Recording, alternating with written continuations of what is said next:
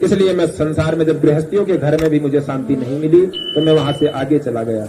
आगे जाकर के कहा जाता हूं तो कहते हैं वहां से मैं वृंदावन पहुंच गया। वृंदावन में मन को तो मेरे शांति मिली, लेकिन वहां भी एक आश्चर्य देखा। क्या देखा? तत्राश्चर्यं मया दृष्टं श्रूयतां तन्मुनीश्वराः एका तु तरुणी तत्र निसन्नां खिन्नमानसाः। कहते हैं कि वहां पर एक आश्चर्य देखा। क्या आश्चर्य है? खिन्न मानसा, एक बहुत ही दुखी एक स्त्री बैठी हुई है और उस स्त्री के गोद में दो बुढ़े सोए हुए हैं। आश्चर्यचकित हो गए सनत कुमार की एक युवा स्त्री बैठी, उसके गोद में बुढ़े कौन सोए हैं? बोले महाराज यही आश्चर्य मुझे भी हुआ। मैंने मन में सोचा कि मैं जाकर के पूछ लेता हूं कि आपको क्या दुख है और ये दो बूढ़े कौन है, इतने जर्जर अवस्था में, मरणांत अवस्था में क्यों आपकी गोद में सोए हुए हैं। जब जाने लगा तो फिर मन में एक शंका हुई। मैंने मन में सोचा कि यहां से मैं चले तो जाऊंगा, लेकिन यहां पर सभी स्त्रियां बैठी हुई है, माताएं बैठी हुई है, इनके बीच में मैं अकेला पुरुष चला गया तो कहीं बुरा ना मान जाए। इसलिए मैं आधे से वापस आ गया। अब मैं वापस आ ही रहा था कि पीछे से उस स्त्री ने मुझसे पूछ लिया कि भो भो साधो क्षणम तिष्ठ मच्चिंतामपि नाशया दर्शनम तव लोकस्य सर्वथा गहरम परम। कहते हैं कि उस देवी जी ने कहा कि भो भो साधु क्षणम तिष्ठ, हे साधु थोड़ी देर आप यहाँ पर रुकिए। कहाँ जा रहे हो? बहुत तेजी से आप आए फिर जाने लगे। मेरी चिंता का भी तो नाश करो महाराज। मैंने तो सुना है कि संत बड़े दयालु होते हैं, तो आप परम संत परम ज्ञानी मुझे नजर आते हैं, तो आप मेरा ये चिंता दूर कर दीजिए। मेरी क्या चिंता है तुम्हें? तो भक्ति महाराज जी, जो स्त्री है उसका नाम है भक्ति, जो हम सब के अंदर विराजमान होती है। बस किसी की सोई होती है, किसी की जागी होती है। सत्संग करने से वो जागती है और पाप कर्म करने से सो जाती है। जिसकी भक्ति सो गई तो उसका भाग्य भी सो गया, फिर वो रोता ही रहता है। अब जो है भक्ति माता ने अपना परिचय दिया। अहम भक्ति रीति ख्याता इमौ में तनयौ मतौ ज्ञान वैराग्य नामानौ काल योगेन जर्जरौ। बोलते हैं कि हे महाराज अहम भक्ति, मेरा नाम है भक्ति, और ये जो दो मेरे गोद में सोए हुए आप देख रहे हो, ये कोई बुढ़े नहीं है, ये दोनों मेरे बेटे हैं।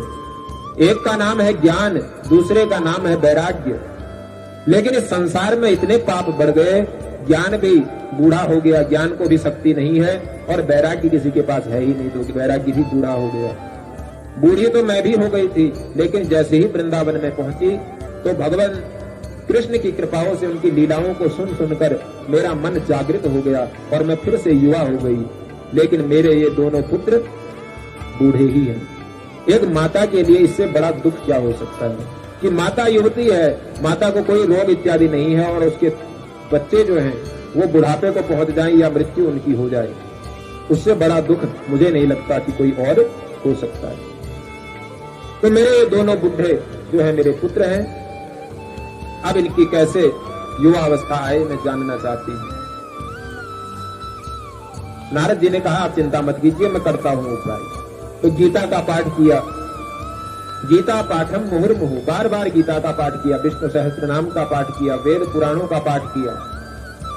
अब जैसे ही मंत्र उच्चारण होते तो ज्ञान और वैराग्य जागने लगते, और जैसे ही मंत्र बंद होते तो ज्ञान वैराग्य फिर से सो जाते।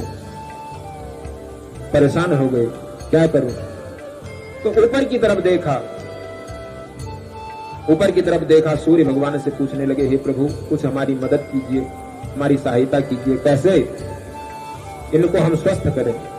तो आकाशवाणी हुई, सत्कर्म सूचको नूनम ज्ञान यज्ञ स्मृतो बुधे श्रीमद् भागवती श्रीमद्भागवतालापम सतु गीतम सुकादिभी। कहते हैं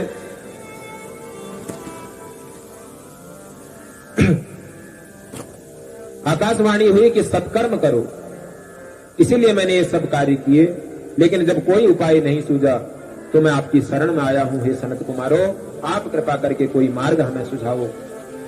तो सनत कुमारों ने उनसे कहा कि आप जो है श्रीमद् भागवत कथा का आलाप उनके सामने गाइए, श्रीमद् भागवत की दिव्य अमृत कथा को उनके सामने गाइए, तो शीघ्र वो स्वस्थ हो जाएंगे। जो कथा श्री सुखदेव जी महाराज ने सुनाई थी परीक्षित को, वही कथा आप उनको सुना दीजिए। अब नारद जी मुस्कुराए। नारद जी ने कहा, महाराज कैसी बात करते हो, आप कहते हो कि उनको भागवत की कथा सुनाओ, उससे ठीक हो जाएंगे, लेकिन मेरे पल्ले में बात नहीं पड़ती, क्योंकि मैंने उन्हें गीता का ज्ञान सुनाया, महाभारत सुनाई, वेद पुराण सुनाए, उनसे जब कोई फायदा नहीं हुआ तो भागवत से क्या फायदा होगा। मैं जानता हूं महाराज कि जो भागवत है ये वेद रूपी वृक्ष का, वेद रूपी जो कल्प वृक्ष है उसका ही फल है श्रीमद् भागवत। तो मैं जानना चाहता हूं, जब पूरे वेद पुराणों से कोई फायदा नहीं हुआ, पूरे पेड़ से फायदा नहीं हुआ, तो फिर उसके फल से श्रीमद् भागवत से फायदा लाभ कैसे हो सकता है, इसे स्पष्ट कीजिए। सनत कुमार बोले, तुम जानकारी तो बहुत रखते हो, लेकिन विवेक थोड़ा कम रखते हो, जल्दी सोचने लग जाते हो, थोड़ा चिंतन करो। वेद रूपी वृक्ष का ही फल है श्रीमद् भागवत, लेकिन एक बात सोचो, एक आम का पेड़ है और उस आम के पेड़ से आम फल निकलता है। अब कोई कहे भैया ये आम इतना मीठा है, तो जिस पेड़ का ये फल है वो पेड़ कितना मीठा होगा, कैसा सोचकर उस पेड़ को चाटने लग जाए, तो क्या उसे वो पेड़ मीठा लग सकता है? वो पेड़ से जो है, उस वृक्ष से उसकी जीभ और फट जाएगी। तो जो वेदों से रस हमें नहीं मिलता, क्योंकि वेद जो होते हैं वो निष्ठुर होते हैं, कड़क होते हैं, उनमें कोई रस नहीं होता, उसको पढ़ने का, उसको समझने का हमें ज्ञान प्राप्त नहीं है। इसलिए जो वो कह रहा है हम पढ़ तो लेंगे लेकिन समझ नहीं सकते, क्योंकि वेद जो होता है वो विचित्र भाषा बोलने वाला हंस होता है, जो कहता कुछ है और हम सोचते कुछ और हैं। जैसे वेदों में लिखा है कि पशुम आलभेद। अब आलभेद के दो अर्थ होते हैं। आलभेद का अर्थ होता है मारना, आलभेद का ही अर्थ होता है स्पर्श करना, छूना। अब वहां पर लिखा अजह आलभेद। अज कहते हैं बकरी को और अज ही कहते हैं अब हमारे जो अहंकार है उसको। अब अज आलभेद कहा तो हमने कहा भैया वेद तो कह रहा है कि बकरी मारो, भगवान के नाम पर मारो, खूब सारा खाएंगे, बोलो राधे राधे। बस मन हुआ था खुद खाने का, नाम ले लिया भगवान का। लेकिन शास्त्र क्या कह रहा था? शास्त्र कह रहा था अज आलभेद, अहंकार को मारो, और अगर संतुष्टि ना हो तो अज अर्थात बकरी को स्पर्श भी कर लो। लेकिन हमने अर्थ सीधे लगाया, क्योंकि बकरी मारने में हमारा कुछ जाता नहीं है, ना हमें कोई दर्द होता है उसमें, क्योंकि सामने वाला कट रहा है तो हमें कौन सा दर्द। जब तक हमारे अंदर ये भाव ना हो इसमें भी हमारे ही जैसा एक है, तब तक हमें दर्द नहीं हो सकता। लेकिन अब स्वार्थ दृष्टि देखो, जहां विवाह होता है तो वरह कन्याया हृदयम आलभेद, वर जो है कन्या के हृदय में हाथ स्पर्श करता है। अब वहां पर भी हम आलभेद का अर्थ मारना ही लगा लें और शादी के समय ही अस्त्र का प्रहार उसके ऊपर कर दें, तो क्या वो कन्या बचेगी? नहीं। तो वहां पर हमने आलभेद का अर्थ स्पर्श करना लगा लिया और इधर बकरी को मारने में आलभेद का अर्थ मारना लगा लिया, क्योंकि जहां हमारा स्वार्थ था उस तरफ हम झुक गए। तो वेद शास्त्र ऐसे हैं, इनकी भाषा को समझना बहुत कठिन है। वेद परंपरा, गुरु परंपरा से जो इनका अध्ययन करे वही इसे समझ सकता है। अब ऐसी परिस्थिति में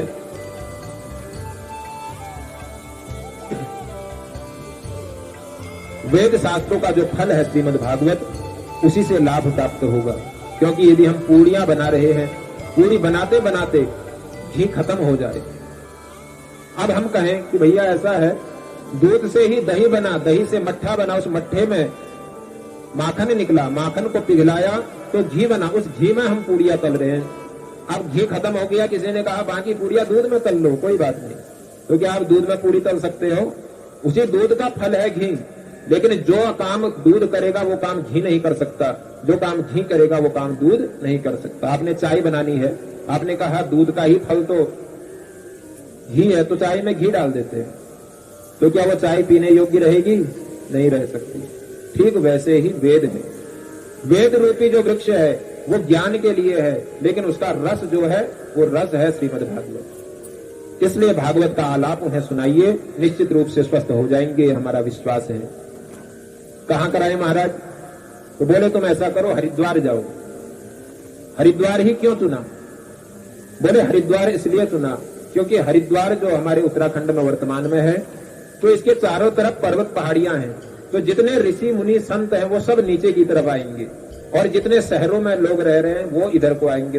ठीक बीच की जो जगह है वहां पर गंगा के तट पर आनंद नाम के घाट पर श्रीमद् भागवत का कथा आरंभ हो गई। सनत कुमार जी बने, व्यास आसन पर विराजमान हुए और यजमान के रूप में विराजमान हो गए नारद जी महाराज। सुंदर मंडप की स्थापना की गई और व्यास गद्दी के रूप में गंगा जी की रेती को इकट्ठा किया गया, ऊंचा आसन बनाया गया और वहां पर भक्ति ज्ञान वैराग्य के लिए 3 आसन और लगा लिए। अब जो है भक्ति महारानी भी वहां आ गई, तो भक्ति माता थोड़ी देर तो बैठी, कथा आरंभ हो गई। और जैसे ही कथा आरंभ हुई तो कथा आरंभ होते ही नाम संकीर्तन शुरू हुआ। थोड़ा संकीर्तन हम भी करें, उसके बाद फिर कथा को आगे बढ़ाते हैं। श्री कृष्ण गोविंद हरे मुरारे, हे नाथ नारायण वासुदेवा। कृष्ण मुरारे, हे नाथ नारायण वासुदेवा।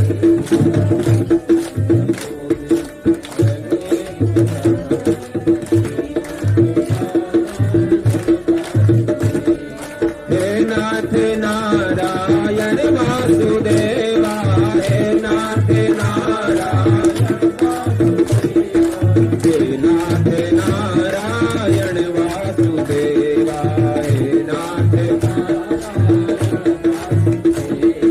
श्री कृष्ण गोविंद हरे मुरारे, हे नाथ नारायण वासुदेवा।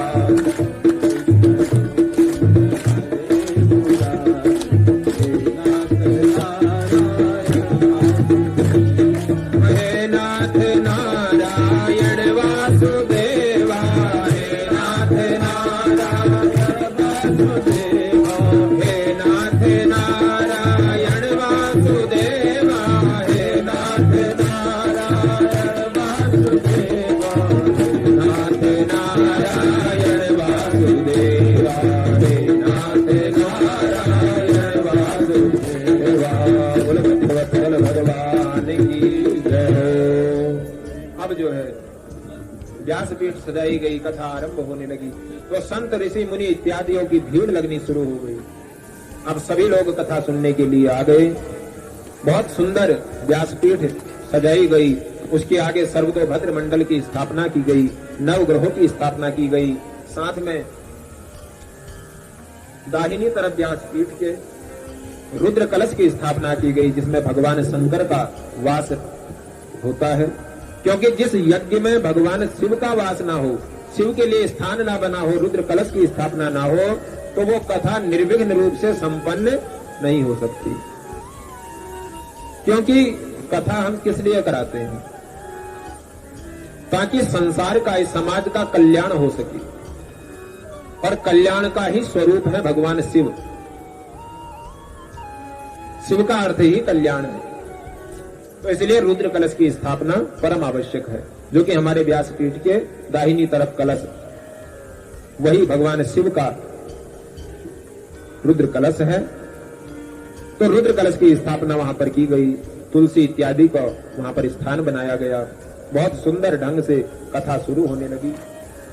सभी अपने अपने आसन पर विराजमान हो गए और सनत कुमार जी जो है कथा सुना रहे हैं।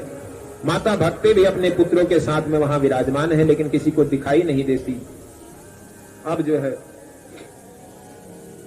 नारद जी ने कहा, महाराज आपसे एक प्रश्न है। बहुत सुंदर कथा हमें लग रही है और मैं देख रहा हूं कि भक्ति भी आ चुकी है। भक्ति का अर्थ क्या है? हमारे सबके बीच में भी भक्ति का वास है। भक्ति का वास उसके ऊपर है जो कथा में पूरे मन लगा करके सुन रहा है, कथा का आनंद ले रहा है, तो समझो भक्ति उसके अंदर बैठ गई।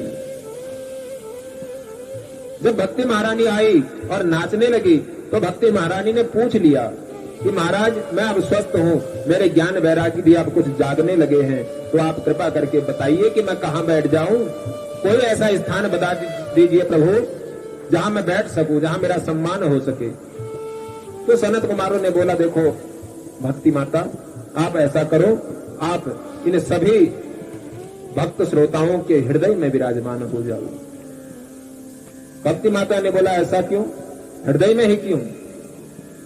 तो कहते हैं कि देखो आपका स्वरूप जो है मातृ स्वरूप है, स्त्री का आपका स्वरूप है और माताओं का स्वभाव होता है कि जिस घर में वो रहती हैं उस घर में साफ सफाई की विशेष व्यवस्था माताओं की होती है। एक घर में कोई औरत अकेली रहती है, कोई माताएं अकेली रहती हैं और एक में एक पुरुष अकेला रहता है। दोनों में आप जाइए तो जहां पुरुष रहता है वहां सारा सामान बिखरा हुआ आपको दिखेगा, वो उतने व्यवस्थित ढंग से उसे नहीं रख सकता। लेकिन जहां माताएं हैं वहां साज सजावट का सारा सामान अच्छे से लगा होगा, क्योंकि वो उनके स्वभाव के अनुरूप है। तो महाराज हम हृदय में क्यों बैठ जाएं? ऐसा कौन सा कारण है, क्या लाभ इससे होगा? तो सनत कुमार बोलते हैं कि देखो भक्ति महारानी, इससे लाभ ये है कि आप जब हृदय में विराजमान हो जाओगी तो जो भक्त है उसके हृदय में काम, क्रोध, लोभ, मोह, द्वेष, ईर्ष्या, छल, कपट, ये 8 जो गंदगी पड़ी है 8 प्रकार की, आप झाड़ पोंछ करके इसे साफ कर दोगे, फिर भगवान को आने में वहां कोई देर नहीं लगेगी। भगवान सबके हृदय में आने का प्रयास करते हैं। अभी आप कथा सुन रहे हो, भगवान आपके साथ में है, इसलिए आपका मन लगा है। जिसके साथ में भगवान नहीं है वो ये सोच रहा होगा कि कथा कब पूरी हो, कब प्रसाद मिले, कब जाए यहाँ से। देखे जा रहे हैं 1 बजे से, तो बोले जा रहे हैं, रुकने का नाम नहीं। तो जहां भक्ति का वास नहीं है वहां ऐसी कल्पना, और जहां भक्ति एक बार बैठ गई तो ये सोचते हैं भगवान 4:15 जो है 4 घंटे बाद बजे, 4:15 बजे कथा पूरी हो रही है तो वो बजने में थोड़ा देर लगे। ये होता है भक्ति का प्रभाव, क्योंकि भगवान जब आते हैं कथा के इन शब्दों के प्रत्येक शब्द मात्र में भगवान का वास है। जो शब्द आपके हृदय में बैठ गया समझ लीजिए आपका जीवन सफल हो गया। अब भगवान आए, भगवान ने देखा हो अंदर तो काम, क्रोध, लोभ, मोह, द्वेष, ईर्ष्या, छल, कपट भरे पड़े, हाउसफुल, भागो यहां से। बगल वाले में जाते हैं, वहां देखा वहां उससे भी बुरी हालत। तो इसलिए जहां भक्ति आ गई तो वहां साफ सफाई हो गई। साफ सफाई हुई, भगवान ने कहा अच्छा आसन बहुत बढ़िया लगा हुआ है, तो बैठ जाते हैं। और एक बार भगवान बैठ गए तो फिर आप लाठी लेकर भी भगवान के पीछे चले जाओ, भगवान जाने वाले नहीं है। भगवान को आने में देर लगती है लेकिन जाने में फिर जाते ही नहीं, फिर तो चिपक जाते हैं बस। जैसे सरकारी नौकरी है, मिलनी बहुत मुश्किल है और एक बार मिल गई तो फिर जाने वाली नहीं है, जब रिटायरमेंट होगा तभी जाएगी और पेंशन लगा के और जाएगी। बोलो राधे राधे। ठीक वैसे ही भगवान है, पहले तो जाएंगे नहीं, जब जाएंगे तो साथ लेकर के जाएंगे अपने बैकुंठ की तरफ। कोई प्रमाण दे दीजिए प्रभु, भक्ति की कृपा से भगवान बैठ जाएं और जाए नहीं। आपने कहा कुछ पल्ले नहीं पड़ी, क्योंकि भक्ति आधी है। जब तक भक्ति आधी है तब तक विश्वास आधा, जब तक विश्वास आधा तब तक फल आधा। तो महाराज कोई ऐसा प्रमाण दे दीजिए कि हमें विश्वास हो जाए कि जहां भक्ति का वास है वहां निश्चित रूप से भगवान चिपक जाते हैं। बोले ठीक है। नारद जी ने कहा एक समय की बात है, मैं निकल पड़ा और जाते जाते वृंदावन के क्षेत्र में पहुंचा वहां एक ब्रज बाला को देखा, ब्रज की एक गोपी को देखा। और प्रेम से सुनना इस कथा को। उस ब्रज की गोपी को जब देखा तो ब्रज की गोपी आंख बंद करके ध्यान लगा करके बैठी थी। तो मैं आश्चर्य में पड़ गया। मैंने बोला ये कौन सा चक्कर है भैया? जिस गोपियों के पीछे भगवान कृष्ण बावरे बने हुए दौड़ते जाते हैं, उनकी दी हुई माखन और उनके दिए हुए छाछ के लिए उनके सारे काम कर जाते हैं, उनके घर के बर्तन तक धो देते हैं, उनका गोबर तक घर से उठा देते हैं, तो फिर वो भगवान आज कहाँ गए कि इनकी गोपी ध्यानमग्न बैठी है? तो जाकर के पूछ लिया, क्योंकि नारद जी का स्वभाव ऐसा है, कुछ देख लिया तो पूछे बिना रहते नहीं। आपने देखे होंगे जो समाचार वाले होते हैं, संवाददाता, उनको थोड़ी सी भी अगर खबर कहीं मिल रही है तो सीधे वहीं पहुंचेंगे और 4 खबर वहां से लेंगे, 4 अपनी तरफ से मिलाएंगे। मिर्च मसाला लगाया और खबर ब्रेकिंग न्यूज बन गई। तो ठीक वैसे ही आज तो हजारों लाखों संवाददाता हैं, तब एक ही थी। भूमि से लेके पाताल से लेके आकाश तक कहीं भी आप जाओ, वहां पर संवाददाता केवल नारद जी, उनका बेरोक टोक भ्रमण चलता रहता था, सब जगह समाचार पहुंचाना उनका काम था। अब नारद जी ने सोचा पूछ लेता हूं, और जाकर के पूछा, देवी जी प्रणाम। प्रणाम देवर्षि, आइए। बोला, देवी जी मैं जानना चाहता हूं कि आप किसका ध्यान लगा करके बैठी हैं? ऐसा कौन है? क्योंकि भगवान आपके हमेशा पास में रहते हैं, फिर आप किसका ध्यान लगा रही हो? अब गोपी थी तो हिंदी में तो बोलेगी नहीं, बोले राधे राधे। ब्रज की गोपी किस में बोलेगी? ब्रज भाषा में बोलेगी। तो गोपी ने हाथ जोड़ लिए, बोले महाराज मैं काऊ को ध्यान नहीं कर रही, मैं तो अपनी समस्या को समाधान ढूंढ रही हूँ महाराज। अच्छा, क्या समस्या है तुम्हारी? समस्या तो हमें बता दो। अब जो है नारद गोपी ने कहा, महाराज समस्या मैं आपको अवश्य बताऊंगी, लेकिन जब मेरी समस्या को समाधान है जाएगा तभी तो मैं समस्या बताऊंगी। मैंने कल आपको बताया था कि ब्रज में कोई रोक टोक नहीं है भाषा में, गाली भी दे देंगे तो कोई दिक्कत नहीं। वहां तो गाली भी फूलों की तरह बरसती है। बरसाना में आप होली में जाओ तरह तरह की गालियां देंगे, लेकिन हमें ऐसा लगेगा खूब आशीर्वाद मिल रहा है। अब ब्रज की गोपी ने बोला, मैं किसी का ध्यान नहीं लगा रही, अपनी समस्या का समाधान ढूंढ रही हूँ। क्या समस्या है? तो बोली, महाराज वो नंद को लाला टेढ़ी टांग वालो मेरे चित्त में ऐसे चिपक कर बैठ गई हो महाराज, अब निकल तो ना ही, क्या करूं? कछु समझ में ना आई रहो महाराज। अच्छा, क्यों, ऐसा कैसे हुआ? आपके साथ ऐसी कौन सी घटना घटी कि तुम्हें लगता है कि वो चिपक के बैठ गया? बोली, महाराज पूरी कहानी सुनो तब आनंद आएगा। बोली, महाराज आज की सुन लो। मैं सवेरे सवेरे उठी, मैंने दोहनी उठाई, गैया दोहने गौशाला गई। अब दोहनी तो मैंने पूरी दो ली, दूध से भर गई दोहनी। दोहनी का मतलब है जो बर्तन है जिसमें दूध निकालते हैं। अब वो तो पूरी भर गई महाराज। जैसे ही उठने को तैयार हुई तो सोई वो टेढ़ी टांग वालों नंद को लाला मेरे सामने आकर के बैठ गई और आंख झपकाने लगे। और बोली, अरे भाभी सबरों को सबरों दूध ऊपर ही ले जाओगी? अरे मोको नाई पिवाएगी? अब उसकी छैल छबेली सूरत को जो मैंने देखा, आनंद में विभोर में हो गई। अब मैंने कहा, अरे लाला तो तू दूध पीना है, खोल अपना मोहड़ो, अपना मुंह खोल। वाने मोहड़ो खोलो, मैंने सबरों को सबरों दूध वाके मुंह में डोल दिए। मैं तो बड़ी खुश हो रही थी, तभी सास ने आवाज लगाई, अरे बावरी तो घर को कछु काम करना है कि नहीं करना? क्या कर रही है? अब गौशाला से जैसे ही आंख खुली तो सारा का सारा दूध बिखरा पड़ा था। अब क्या करती, गाय के थन बहुत खींचे लेकिन दूध बिल्कुल निकला नहीं। अब दोहनी उठा करके चली गई। क्या बोलती सास से? कन्हैया आ गया बोलती तो कहती पागल हो गई। तो कह दिया कि हाथ से फिसल गया। अब सास ने बोला, ठीक है कोई बात नहीं, जा पानी भर के ले आ। पानी की एक बूंद ना है, जमुना जी से पानी भर के ले आ। अब मैंने मटका उठाया पानी भरने के लिए, जमुना जी में गई। अब मटका तो मैंने भर लिया महाराज, लेकिन उठा नहीं पाई क्योंकि मटको नेट ज्यादा भारी।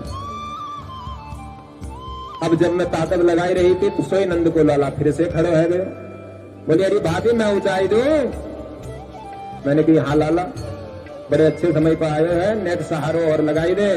वाने सहारो लगायो, मैंने मटका उठायो, धम्मगी से मटका नीचे गिर करके टूट गया। अब बिना पानी के घर गई, सास से खूब गालियां फिर खाई। बोलो राधे राधे, बोल रहे हैं आधे। अब जो है सास ने कहा ठीक है कोई बात नहीं, तू ऐसा कर धान कूट ले, आज भात बनाऊंगी। अब मैं धान कूटने लगी, 1 घंटा हो गया। अब मैं तो धान कूटने के लिए केवल खड़ी थी, सामने तो कन्हैया मेरे खड़ा था। तो वो बोल रहा था कि मैं कूटता हूं, मैं उसके हाथ में मूसल दे करके खड़ी थी। 1 घंटा जब हो गया, सास देखी मैं बातें करने में लगी हूं, बड़बड़ा रही हूं। तो सास बोली अरे बावरी काऊ से बात कर रही है, मेरी तो नेक से बेटा की जिंदगी खराब है गई तो से शादी करके। अब तरह तरह की गाली देने लगी। फिर मैं धान कूट करके अंदर गई। अब ऐसी मेरी जिंदगी है महाराज, मैं परेशान हो गई हूं उस कन्हैया से। जब आंख बंद करती हूं तब मेरे सामने आ जाता है। कितनी कोशिश कर ली निकालने की, रोज गालियां देती हूं उस कन्हैया को कि जाता क्यों नहीं, तो आंख मटका के बोलता भाभी मेरे को तो आना ही आता है, मुझे अंदर प्रवेश करना आता है, जाना तो मैंने सीखा ही नहीं। मैं जहां एक बार चला जाता हूं तो फिर वापस नहीं जाता। अब क्या करूं। नारद जी ने माथा पकड़ लिया, हे भगवान लोग ढूंढते फिर रहे हैं ऐसे संतों को, ऐसे महापुरुषों को जो भगवान की प्राप्ति का मार्ग बता दे। धन्य है ये गोपी जो भगवान को भुलाने का साधन ढूंढ रही है, लेकिन भुलाया जाता नहीं और वहां से चले जाते हैं। तो ऐसी भक्ति है। भक्ति से कहते हैं कि इसलिए तुम हृदय में विराजमान हो जाओ भक्तों के। यदि तुम हृदय में विराजमान हो जाओगे तो निश्चित रूप से भक्त को फिर भगवान के पीछे भागने की जरूरत नहीं पड़ेगी, भगवान उनके पीछे पीछे भागने लगेंगे। बोलो भक्तवत्सल भगवान की।